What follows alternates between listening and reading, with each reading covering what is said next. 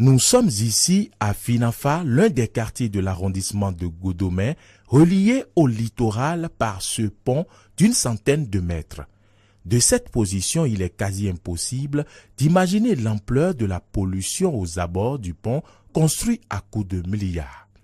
Plusieurs tonnes de déchets ménagers entassés de part et d'autre rendent pénible la traversée aux usagers. C'est pas bon à voir et l'odeur aussi est désagréable parce que parfois quand on passe, on doit devoir garder notre souffle pour pouvoir passer. Et ça rend malade les populations. Et en plus, dans les saisons pluvieuses, là, c'est difficile de passer sur le pont parce qu'il y en a plein de choses qui ne sont pas bonnes à voir. Certaines personnes viennent pour uriner. D'autres viennent pour déféquer au niveau des abords du lac. Et d'autres renversent des ordures.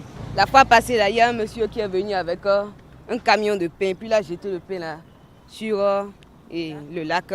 Chaque fois que je passe par ici, là, les odeurs me dérangent. Mais je me demande, nous sommes dans quel pays? Or, pourtant, il y a des ONG de ramassage, tout ça, où les gens font l'abonnement. Mais on ne sait même pas s'il y a ces structures-là existent encore. On ne sait même pas. Trottoir visiblement rempli d'ordures, le lit du cours d'eau occupé par des déchets, voilà le sort réservé par les auteurs de ces actes d'incivisme au pont reliant Finafa au collège d'enseignement général le Nokwe. Si certaines personnes mesurent les conséquences de ces actes sur l'environnement, d'autres éprouvent de l'indignation. Ça pollue l'environnement et aussi ça empêche la reproduction des poissons. Ceux qui font ça là, c'est des gens qui ne sont pas bien éduqués. Sinon, ils devaient avoir un truc à la maison. Malgré tout, les activités commerciales continuent allègrement dans les encablures du pont. Vente de nourriture, vente de pièces détachées, des bois, etc., au risque de contracter des maladies. Pour mieux comprendre les actions menées par les élus locaux du quartier Finafa pour enrayer ces actes d'incivisme aux abords du pont, nous nous sommes rendus au domicile du chef quartier qui, pour la circonstance, s'est fait entourer de ses conseillers. Souleymane Malik Tidjani, conseiller du chef quartier. Le problème était déjà présent. Mais maintenant que nous sommes venus, nous avons essayé tout au début de notre session d'arranger les lieux. Et nous-mêmes, avec le chef quartier, on s'est déplacé sur les lieux, tous les conseillers y compris, pour aller assainir la zone. Et nous avons quand même essayé d'aménager comme on pouvait. Et c'était vraiment bien propre. Et dans le temps, nous avons essayé aussi d'implanter une plaque pour les dissuader.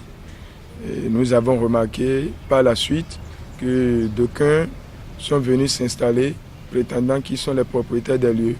Ils ont installé des gens qui font les casse-motos et tout le reste, même des gens, ils ont loué la zone pour des gens qui font le lavage de gravier, que vous pouvez déjà aussi constater. Le chef quartier Finafa de Godomè. Chaque fois la nuit tardive, ils viennent verser. À plusieurs reprises, j'ai vu avec mes conseillers, on a cotisé, on a payé les gens pour pouvoir les chasser. Jusqu'à moi-même, je me déplace des fois. Un pouce-pouce servant à l'acheminement des ordures nuitamment sur les lieux saisis. Le conseiller Tidjani parle des auteurs de ces actes d'incivisme.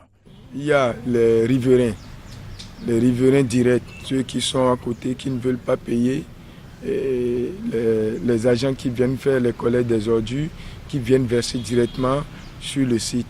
En dehors de ça, ceux qui sont de l'autre côté, qui font frontière avec nous, je vais parler de Ménotin et autres, qui souvent à moto viennent déverser directement dans l'eau. Puis nous, on les a appréhendés à plusieurs reprises. Et on est allé jusqu'à saisir d'aucuns qui ont été virulents, qui ont été même menaçants.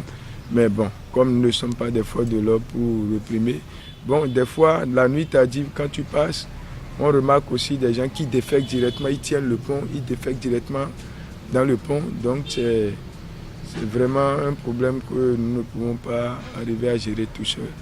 Face à ces difficultés et à la résistance des auteurs de ces actes d'incivisme qui font fi des sanctions prévues par la loi cadre sur l'environnement en République du Bénin, les élus locaux de Finafa ont mené d'autres démarches. À plusieurs reprises, on a écrit au CA, le maire, tout ça là, rien n'est abouti. Mais avec mes conseillers, nous sommes là, on est en train d'essayer, chaque fois, c'est la même chose. Rien n'est fait. Les autorités ne viennent pas en aide. Les usagers de ce pont lancent un appel aux autorités compétentes. Les autorités n'ont qu'à trouver une solution rapidement à ça là. Sinon, ce n'est pas bon pour un État où nous sommes.